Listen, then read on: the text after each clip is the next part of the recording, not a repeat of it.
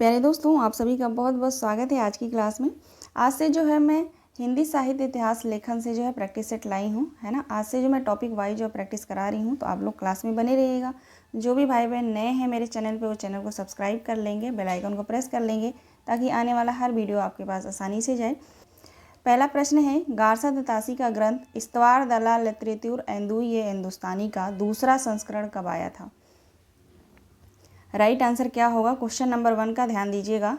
इस्तवार दलाल लितरेतुर एंदुई ये हिंदुस्तानी किसका ग्रंथ है? तो गारसा दतासी का ग्रंथ है। पूछा जा रहा है कि दूसरा संस्करण जो है कब प्रकाशित हुआ था? 1871 में, 1872 में, 1971 में या 1973 में? आप सभी को पता है कि इस्तवार दलाल लितरेतुर एंदुई हिंदुस्तानी जो है 2 भागों में है, ठीक है। एक बात है, आप लोग ध्यान रखिएगा, इसके जो हैं 2 भाग हैं, ठीक है। प्रथम भाग, ठीक है, प्रथम भाग का जो है प्रकाशन कब हुआ था? तो 1839 में। और द्वितीय भाग का प्रकाशन कब हुआ था? तो आप लोग ध्यान रखिएगा, 1847 में, ठीक है। 1847 में, याद रहेगा ना। पहले भाग का प्रकाशन 1839, ठीक है, और दूसरे का 47, यानी 39 में 8 जोड़ देंगे, ठीक है, प्लस कर देंगे तो 47। ऐसे इस तरीके से आपको ध्यान रहेगा, ठीक है। और इसका दूसरा जो संस्करण आया था, जो मैंने प्रश्न आप सभी से पूछा है, जो दूसरा संस्करण आया था उसको जो है 3 खंड कर दिया गया था। 3 खंड में है, ध्यान रखिएगा, याद रखिएगा, पूछा जा सकता है कि दूसरा संस्करण जो है कितने खंडों में था। तो दूसरा संस्करण जो है 3 खंडों में था, ठीक है, 3 खंडों में।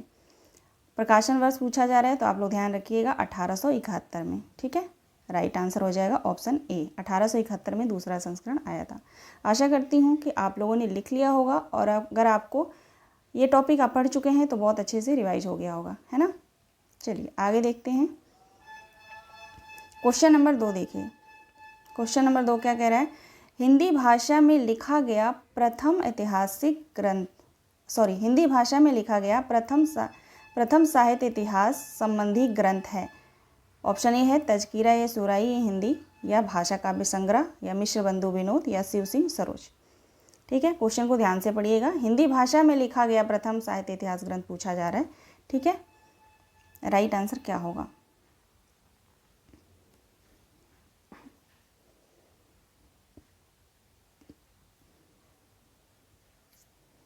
क्वेश्चन नंबर 2 का राइट आंसर क्या होगा?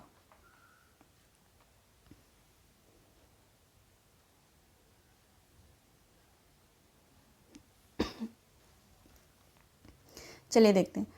क्वेश्चन नंबर 2 का जो है राइट आंसर हो जाएगा भाषा काव्य संग्रह, ठीक है। किसका ग्रंथ है भाषा काव्य संग्रह? तो आप लोग ध्यान रखिएगा, महेश दत्त शुक्ल का है, ठीक है। प्रकाशन वर्ष है 1873, ठीक है। इसका भी प्रकाशन वर्ष आप लोग ध्यान रखिएगा, 1873।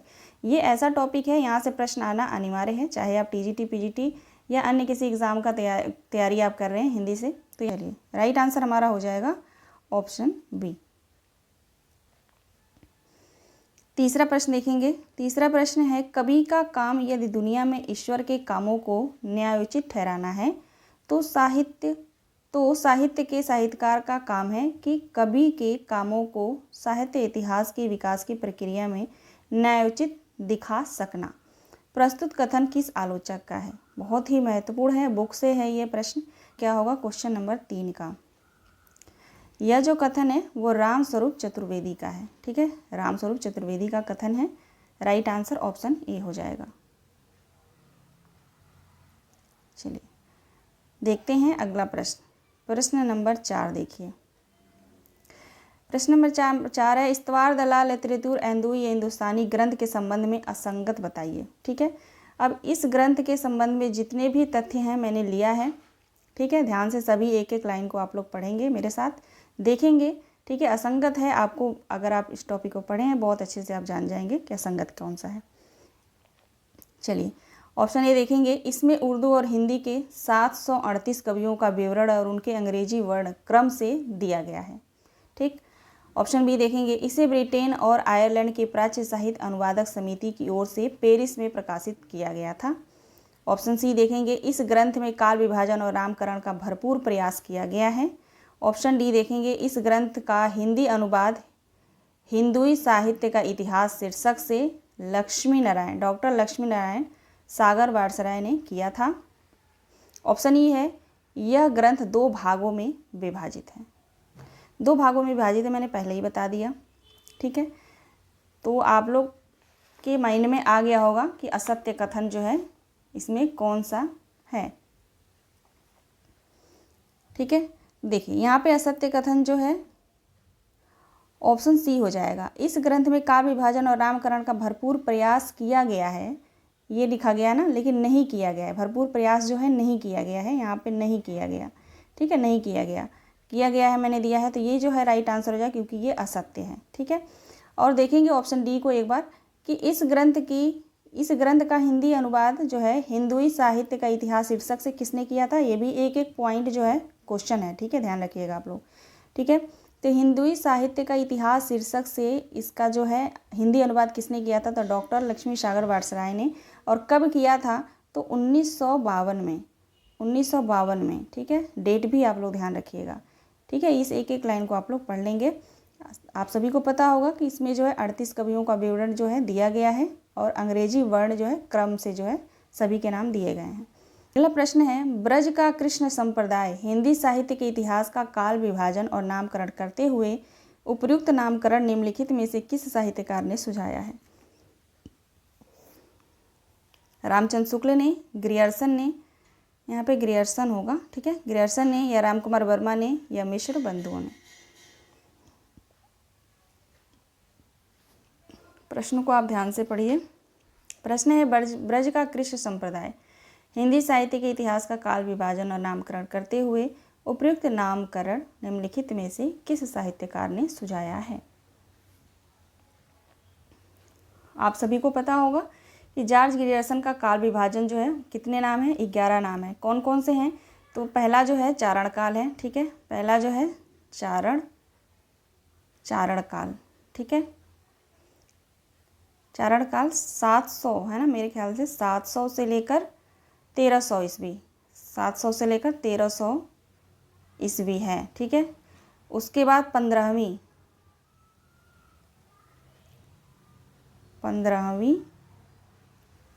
शती। ठीक है, 15वीं शती का धार्मिक,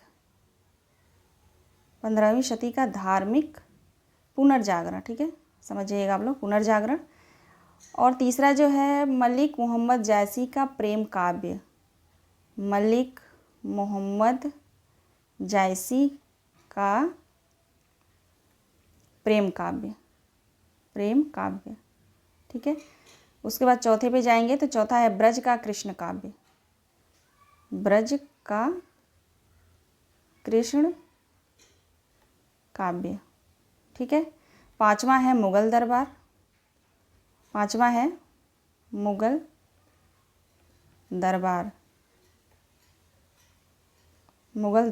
ठीक है, और छठा है तुलसीदास। ठीक है, बोल देती हूँ, आप लोग सुन लीजिए एक बार, रिवाइज हो जाएगा। छठा है तुलसीदास, सातवां है रीति काव्य का समय जो है 1580 से लेकर 1652 ईस्वी है। आठवां है तुलसीदास के अन्य प्रवृत्ति। ठीक है, इसका समय 1600 से 1700 ईस्वी है। उसके बाद नौवां है 18वीं शताब्दी, जिसका समय 1700 से 1800 ईस्वी। उसके बाद जो 10वां है वो है कंपनी के शासन में हिंदुस्तान। ठीक है, जिसका समय 1800 से 1857। ठीक है, उसके बाद 11वां है विक्टोरिया के शासन में हिंदुस्तान, जिसका समय है 1857 से 1887। ठीक है, ये 11 जो है नामकरण और काल विभाजन जॉर्ज ग्रियर्सन ने किया है। तो इन्हीं में से मैंने एक का पूछा है यहाँ पे। ठीक है, ब्रज का कृष्ण संप्रदाय। ठीक है, तो राइट आंसर हो जाएगा ऑप्शन बी, ग्रियर्सन। ठीक है, इन 11 नामों में से जो है कोई भी नाम देके इस तरीके से क्वेश्चन पूछा जा सकता है। ठीक है, अब इस बार मैंने पूछ लिया ब्रज का कृष्ण संप्रदाय, अगली बार आ सकता है कि मुगल दरबार। ठीक है, मुगल दरबार संप्रदाय हिंदी साहित्य के इतिहास का काल विभाजन नामकरण करते हुए उपयुक्त नामकरण निम्नलिखित में से किस साहित्यकार ने किया। ठीक है, तो ऐसे क्वेश्चन आ सकते हैं, तो नाम आप लोग ध्यान रखिएगा। चलिए आगे देखेंगे। अगला प्रश्न है, निम्नलिखित में से किसके मतानुसार इतिहास की व्याख्या द्वंद्वात्मक पद्धति के आधार पर होनी चाहिए। राइट आंसर क्या होगा क्वेश्चन नंबर 6 का। आप सभी को बताना है कि निम्नलिखित में से किसके मतानुसार इतिहास की व्याख्या जो है द्वंद्वात्मक पद्धति के आधार पर होनी चाहिए।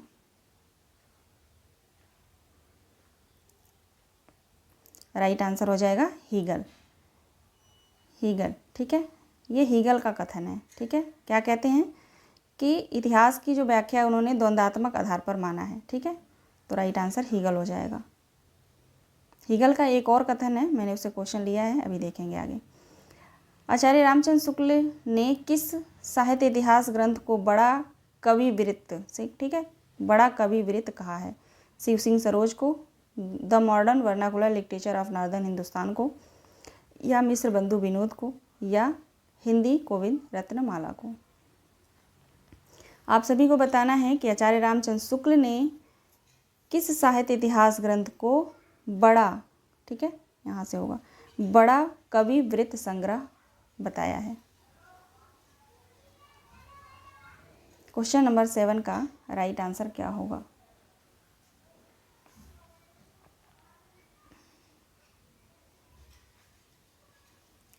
इसमें से सबसे बड़ा आप लोगों को क्या दिख रहा है जो मैंने ऑप्शन दिया है? ठीक है, modern vernacular literature of northern Hindustan, है ना, बड़ा यही दिख रहा है। राइट आंसर यही हो जाएगा। ठीक है, इस तरीके से आप लोग ध्यान रखिएगा।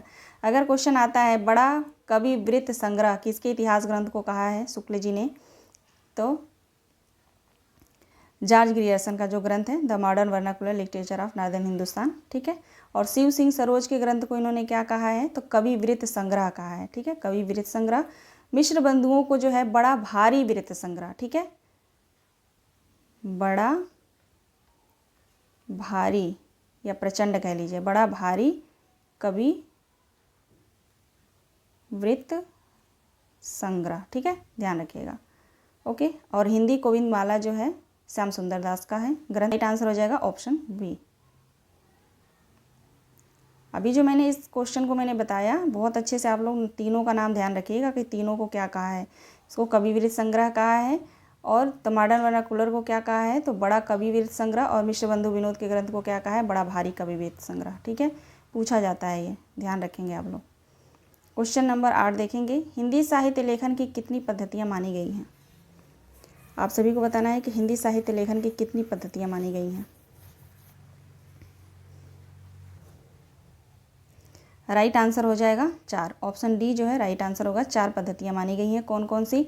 तो पहला है वर्णानुक्रम पद्धति, ठीक है। दूसरा है कालानुक्रम पद्धति। तीसरा हो जाएगा वैज्ञानिक पद्धति, और चौथा है विधेयवादी पद्धति।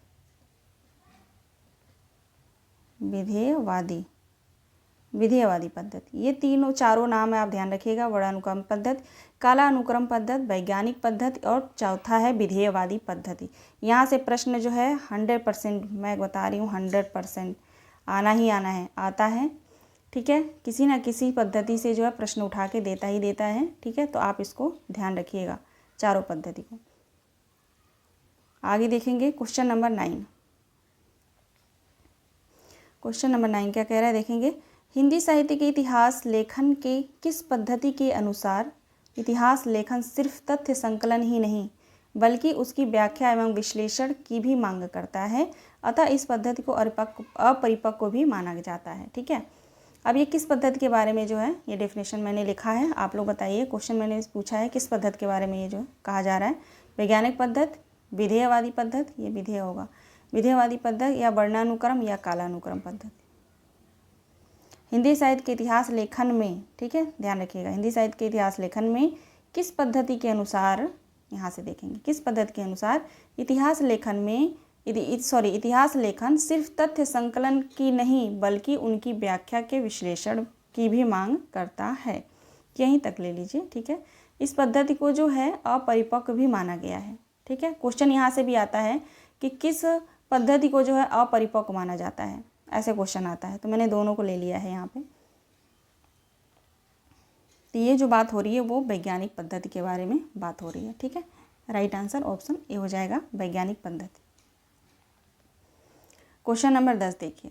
क्वेश्चन नंबर 10 है, मेरा उद्देश्य अपने साहित्य के इतिहास का एक पक्का और व्यवस्थित ढांचा खड़ा करना था, न कि कवि कीर्तन करना। उपयुक्त कथन किस आलोचक का है? एक बात तो तय है, आचार्य रामचंद्र शुक्ल की बुक जिसने भी पढ़ी होगी मन से, सच्चे मन से, ठीक है, एक एक पेज को अच्छे से समझते हुए, एक एक लाइन को समझते हुए, वो आचार्य रामचंद्र शुक्ल का कोई भी कथन आ जाए, कहीं से, किसी भी पेज से आ जाए, किसी भी प्रकरण से आ जाए, उसको आप अच्छे से पहचान लेंगे। ठीक है, और उस बुक को पढ़ना जो है बहुत बहुत महत्वपूर्ण है। अगर आप हिंदी के टीचर बनने जा रहे हैं, हिंदी से तैयारी कर रहे हैं किसी भी एग्ज़ाम्स की, तो वो बुक जो है पूरे हिंदी साहित्य का नींव है। तो उस पुस्तक को आप लोग ज़रूर पढ़िएगा। ठीक है, नई पुस्तक है तो बहुत सारे चैनल पे मैंने भी पढ़ाया हुआ है, अदर टीचर्स ने भी पढ़ाए हैं। ठीक है, लाइन बाय लाइन आप लोग पढ़ लीजिएगा ज़रूर। समझ में आई गया होगा आप लोगों को? राइट आंसर हो जाएगा आचार्य रामचंद्र शुक्ल। ठीक है, रामचंद्र शुक्ल जो है राइट आंसर होगा। चलिए आगे बढ़ते हैं, क्वेश्चन नंबर 11 देखेंगे। क्वेश्चन नंबर 11 है, हिंदी साहित्य इतिहास संबंधी ग्रंथ और ग्रंथकारों में असंगत बताइए। ठीक है, असंगत कौन सा है देखेंगे। ऑप्शन ए है हिंदी साहित्य संपादित, ठीक है, संपादित पुस्तक है ये डॉक्टर धीरेन्द्र वर्मा का। ठीक है, ऑप्शन बी देखेंगे सुकवि सरोज गौरी शंकर द्विवेदी का है। ये a sketch of Hindi literature Edwin Greaves का है, या a history of Hindi literature FEK का है। ऑप्शन ई है पुरातत्व निबंधावली गौरी शंकर सत्येंद्र का है। तो आप सभी बताएंगे इसमें से जो है राइट आंसर क्या होगा, कौन सा असंगत है। मोस्ट इम्पॉर्टेंट है। ठीक है, मोस्ट इम्पॉर्टेंट, क्योंकि जो बार बार पूछा गया है देखो, वो तो शायद 1% हम मान सकते हैं कि दोबारा पूछा जाएगा। ठीक है, लेकिन अब जो ज़्यादातर जो ग्रंथ नहीं पूछे गए हैं वहाँ से प्रश्न आने की संभावना है, तो हम उनको क्यों छोड़ें, हम उनको भी पढ़ेंगे। ठीक है, तो मैंने उसी ग्रंथ को लिया है जो बहुत कम पूछे गए हैं। हाँ, A, C और D मान सकते हो आप लोग, ये पूछा गया है। ठीक है, sketch of Hindi literature, sketch of history, इन दोनों को मैंने इसलिए लिया है कि अभी मैं बताती हूँ कि मैंने क्यों लिया है इनको, क्योंकि बहुत कन्फ्यूजन होता है ये ग्रंथ अगर आ गया तो, है ना। तो आप किस तरीके से याद रखेंगे ये मैं भी बताती हूँ। चलिए देखते हैं। देखिए ऑप्शन ए जो है ये गलत होगा। हिंदी साहित्य जो संपादित पुस्तक है वो जो है सुमन राजे का नहीं है। नहीं, एक मिनट रुक जाइए, बिल्कुल सही है, ये जो है बिल्कुल सही है, धीरेन्द्र वर्मा का ही है। राइट आंसर यहाँ पे हो जाएगा ऑप्शन ई, पुरातत्व निबंधावली गौरी शंकर सत्येंद्र का जो है ये नहीं है, ये है राहुल सांकृत्यायन का। ठीक है, राहुल सांकृत्यायन का है। ठीक है, ध्यान रखिएगा। इनके ग्रंथ का क्या नाम है? पुरातत्व निबंधावली। ठीक है, तो राइट आंसर ई हो जाएगा। अब यहाँ पे देखिए सी ऑप्शन है, a sketch of Hindi literature, इसको कैसे याद रखेंगे? स्केच से कौन लिखता है?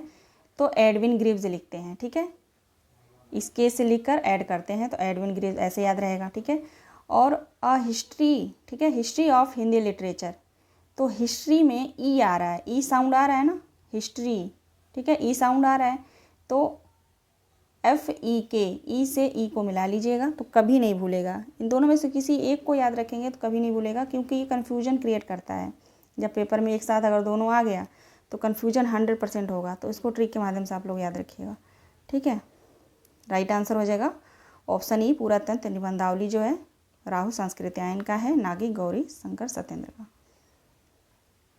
चलिए आगे देखते हैं क्वेश्चन नंबर 12, असंगत युग्म को अलग कीजिए। इधर जो है ग्रंथ दिए गए हैं, ग्रंथकार दिए गए हैं। ठीक है, चलिए देखते हैं। ऑप्शन ए, हिंदी साहित्य का मौखिक इतिहास सुमन राजे, हिंदी साहित्य का परिचयात्मक इतिहास भगीरथ मिश्र, हिंदी साहित्य का इतिहास रामकिशोर शर्मा, हिंदी साहित्य का समीक्षात्मक इतिहास प्रोफेसर वासुदेव सिंह। अब बताइए राइट आंसर क्या होगा?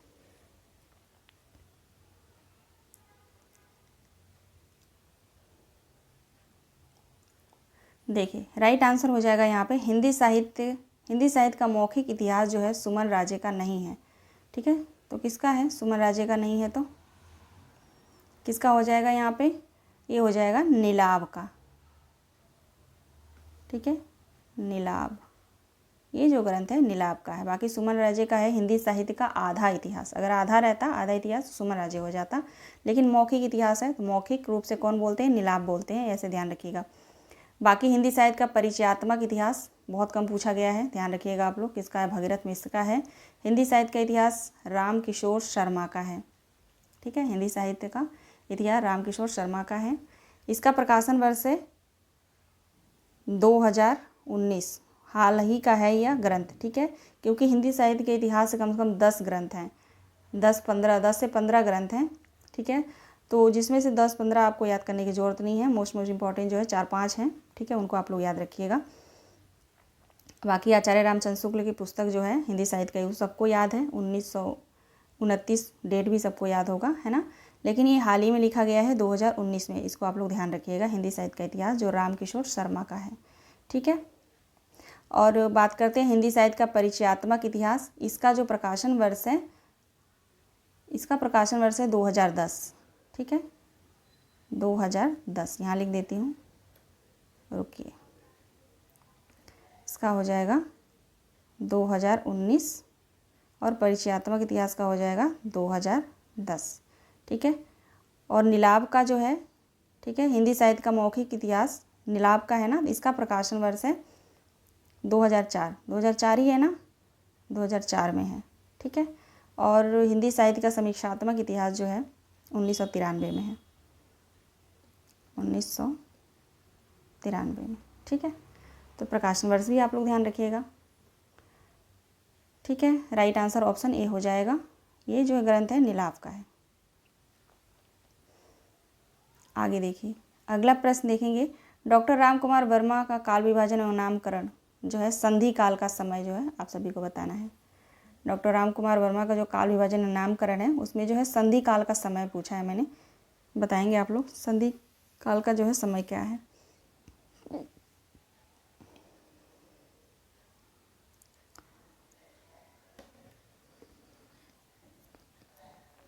राइट आंसर क्या होगा,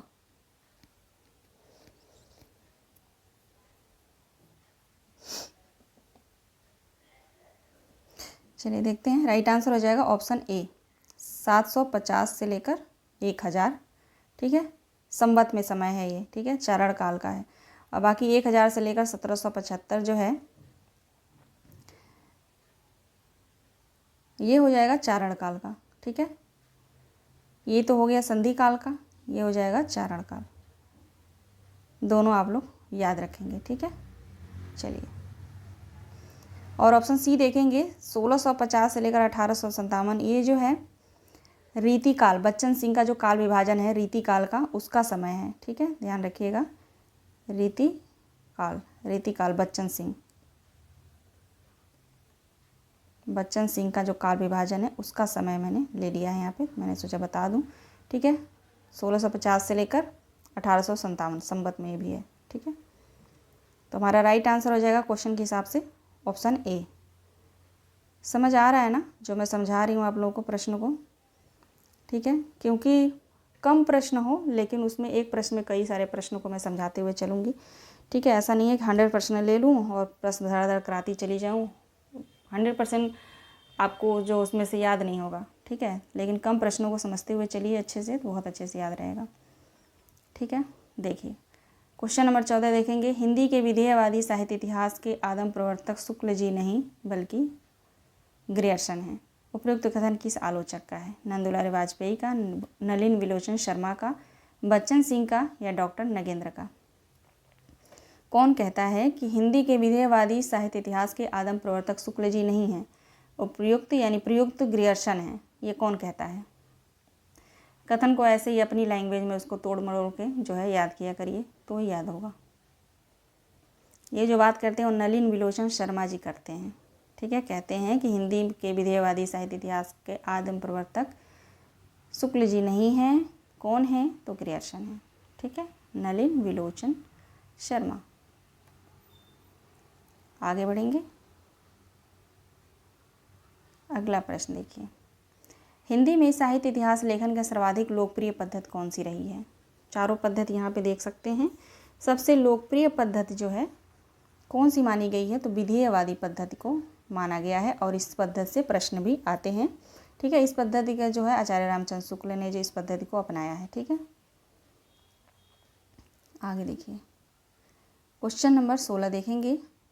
किसी भी साहित्य के इतिहास को समझने के लिए उससे संबंधित जातीय परंपराओं, राष्ट्रीय और सामाजिक वातावरण एवं सामायिक परिस्थितियों का अध्ययन विश्लेषण आवश्यक है। यह कथन किस पद्धति के संदर्भ में कहा गया है? ठीक है, तो आप लोग मेरी बात मानिएगा, चारों पद्धति को पूरा डिटेल में पढ़ लीजिएगा। नेट पे नई बुक है, नेट पे सर्च करिए, तुरंत आ जाएगा।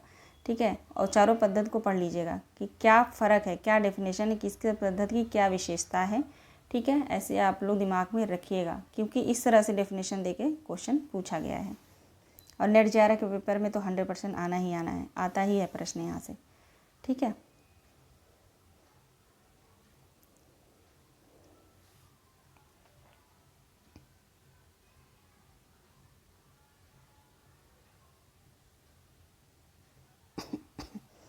तो ध्यान दीजिएगा, यह जो कथन है वो विधेयवादी पद्धति के बारे में कहा जा रहा है। ठीक है, राइट आंसर ऑप्शन ए हो जाएगा। चलेंगे आगे, देखेंगे अगला प्रश्न, क्वेश्चन नंबर 17। राकेश अग्रवाल नाम का एक विद्वान ने अपने साहित्य इतिहास ग्रंथ में इन रचनाकारों को क्रम में रखा है। किन रचनाकारों को देखेंगे? कबीर, केशव, बंगमहिला, मन्नू भंडारी। साहित्य इतिहास लेखन की पद्धतियाँ निम्नलिखित हैं, इनमें से कौन सी पद्धति में जो है इनाम लिया गया है? ठीक है, वर्णानुक्रम, कालानुक्रम, वैज्ञानिक पद्धति, विधेयवादी पद्धति। राकेश अग्रवाल द्वारा दिए गए क्रम में प्रयुक्त पद्धतियों के संदर्भ में सही उत्तर का चयन कीजिए।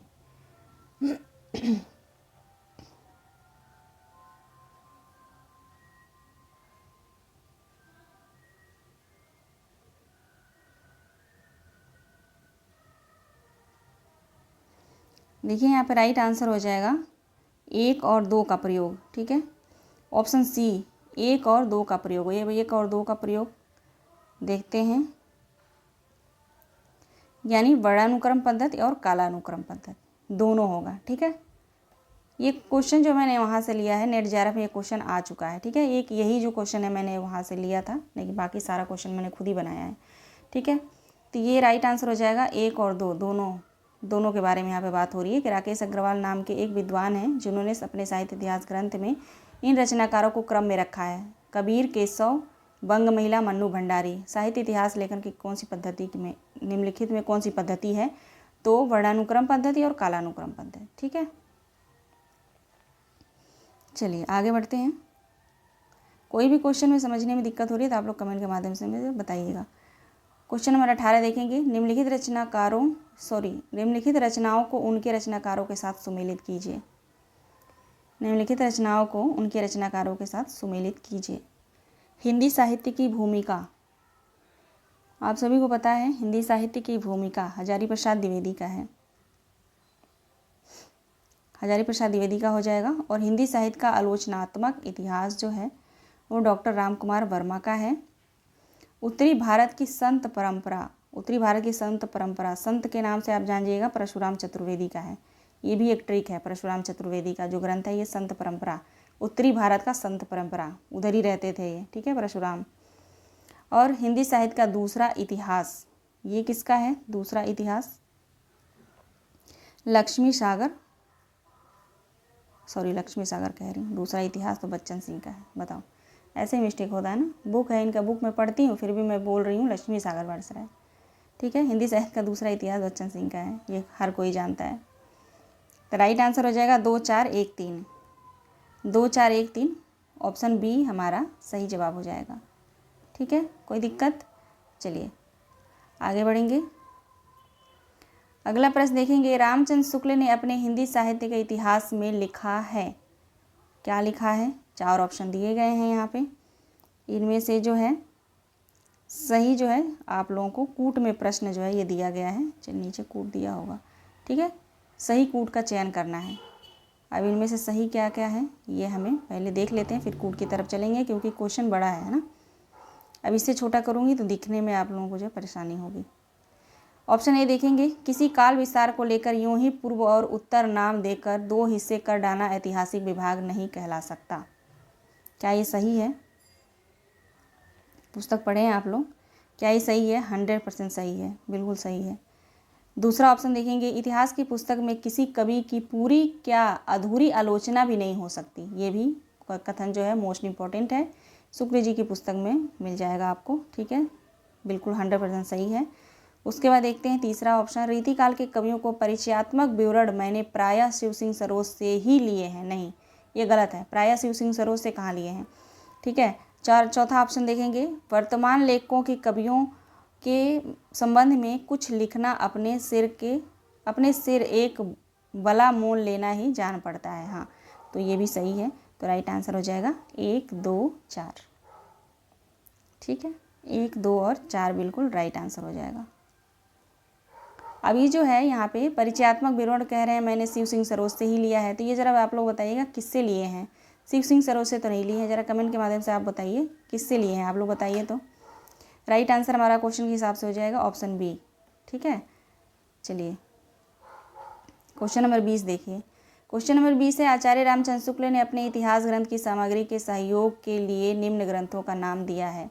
आप सभी को बताना है, इसमें से कूट का जो है चयन करना है, सही कूट का चयन करना है कि आचार्य रामचंद्र शुक्ल ने अपने इतिहास ग्रंथ की सामग्री, ठीक है, इतिहास ग्रंथ की जो उनकी सामग्री जो उन्होंने लिखा उसके लिए जो है इनमें से किन किन ग्रंथों से जो है सहयोग लिए हैं, ये प्रश्न है, ठीक है।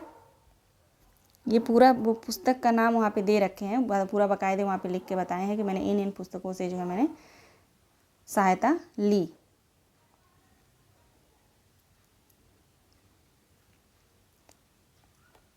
चलिए देख लेते हैं। एक तो हो जाएगा मिश्र बंधु विनोद, ये तो 100% रहेगा ही। फिर हिंदी गोविंद रत्नमाला जो श्याम सुंदर दास का है, और उसके बाद चौथा हो जाएगा कविता कौमुदी, ठीक है, रामनरेश त्रिपाठी का। उसके बाद छठा हो जाएगा ब्रज माधुरी सार, ठीक है। ये जो है 4 जो है बिल्कुल सही है, मिश्र बंधु विनोद, हिंदी गोविंद रत्नमाला, कविता कौमुदी और ब्रज माधुरी सार। चारों पुस्तकों का नाम आप लोग ध्यान रखिएगा, तो राइट आंसर हो जाएगा 1, 3, 4, 6, 1, 3, 4, 6, ऑप्शन सी, ठीक है, ऑप्शन सी सही जवाब होगा, ठीक है। ध्यान रखिएगा आप लोग, हिंदी काव्य धारा नहीं है, शिव सिंह सरोज भी नहीं है, ओके। क्वेश्चन नंबर 21 देखेंगे, शिव सिंह सरोज ग्रंथ के संबंध में असंगत बताइए।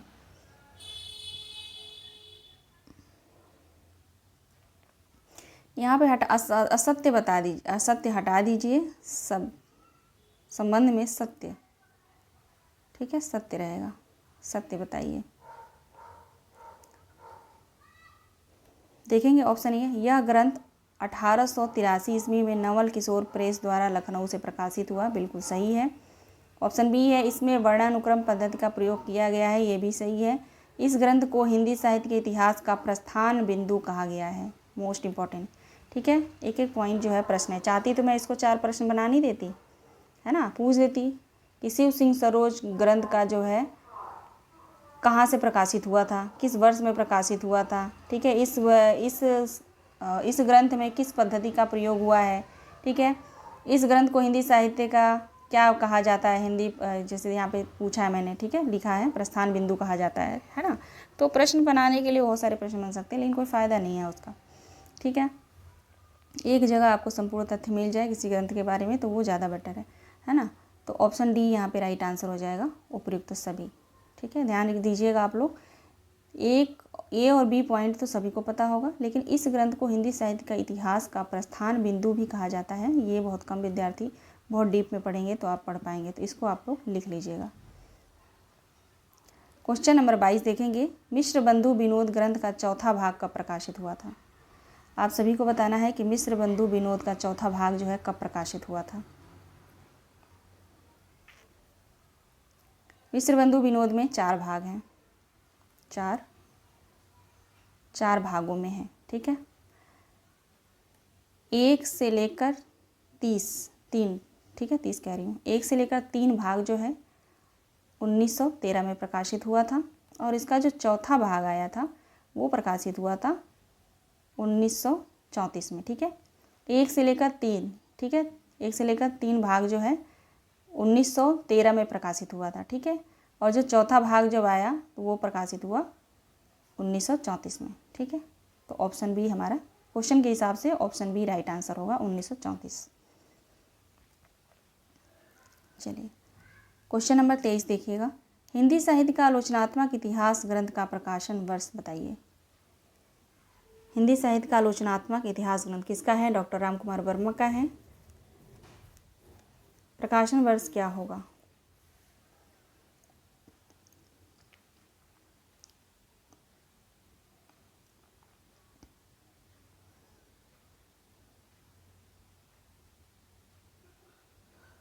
राइट आंसर क्या होगा?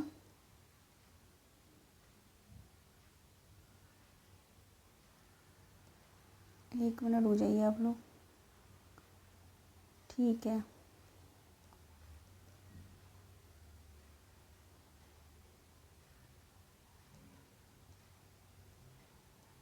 हाँ जी बताएंगे। हिंदी साहित्य का आलोचनात्मक इतिहास ग्रंथ का प्रकाशन वर्ष क्या है? राइट आंसर हो जाएगा 1938। ऑप्शन ए बिल्कुल सही जवाब है। ठीक है, किसका है? तो डॉक्टर राम कुमार वर्मा का। क्वेश्चन नंबर 24 देखिए। किस ग्रंथ का प्रकाशन एशियाटिक सोसाइटी ऑफ बंगाल की पत्रिका के विशेषांक के रूप में हुआ था? हिंदी साहित्य की भूमिका का, हिंदी साहित्य का आदिकाल, या हिंदी साहित्य का वैज्ञानिक इतिहास का, या the modern vernacular literature of northern Hindustan का। ये दोनों ग्रंथ जो है हजारी प्रसाद द्विवेदी का है। हिंदी साहित्य का वैज्ञानिक इतिहास जो है गणपत चंद्रगुप्त का है। ठीक है, राइट आंसर हमारा हो जाएगा option D, the modern vernacular literature of northern Hindustan का जो है प्रकाशन एशियाटिक सोसाइटी ऑफ बंगाल की पत्रिका के विशेषांक के रूप में हुआ था। यह बात आप लोग ध्यान रखेंगे। तो राइट आंसर ऑप्शन डी हो जाएगा। आगे देखिए, अगला प्रश्न है, उत्तरी भारत का साध परंपरा किस आलोचक का ग्रंथ है? उत्तरी भारत का आर्ध परंपरा, आर्ध होगा यहाँ पे,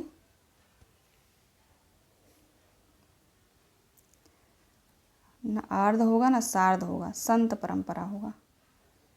उत्तरी भारत का संत, ठीक है, उत्तरी भारत का संत परंपरा। अब संत से आप लोग नाम ध्यान रखिएगा कि परशुराम चतुर्वेदी राइट आंसर हो जाएगा। उत्तरी भारत का संत परंपरा किस आलोचक का ग्रंथ है? अगर क्वेश्चन आता है तो आप लोग ध्यान रखिएगा, परशुराम चतुर्वेदी। राम स्वरूप चतुर्वेदी भी ऑप्शन में रहेगा, कंफ्यूज नहीं होना है। ठीक है, परशुराम को आप लोग ध्यान रखिएगा। ओके जी, चलिए टोटल जो है क्वेश्चन 25 थे। ठीक है, 25 क्वेश्चन को लिया मैंने, सभी सब एक्सप्लेन करते हुए आई हूँ। तो आशा करती हूँ कि सभी प्रश्न आपको अच्छे लगे होंगे। अच्छे लगने का मतलब नहीं है, ठीक है, याद होने चाहिए सभी प्रश्न। इन प्रश्नों को आप लोग नोट डाउन करते चलिएगा, लिख लीजिएगा ज़रूर। नहीं लिख पा रहे हैं तो मुझे टेलीग्राम चैनल पे आप लोग बताइएगा, मैं क्वेश्चन सारा जो है आंसर के साथ जो है सेंड कर दूँगी। आप लोग डाउनलोड करके रख लीजिएगा, रिवाइज करते। मिलते हैं नेक्स्ट वीडियो में। आप सभी दोस्तों का बहुत बहुत धन्यवाद। अपना ख्याल रखिएगा आप लोग, और अपनी पढ़ाई कंटिन्यू करते रहिएगा। और हाँ, क्लास पसंद आए तो लाइक सब्सक्राइब ज़रूर कर दीजिएगा आप लोग। ठीक है, कमेंट करिएगा कि क्लास कैसी रही।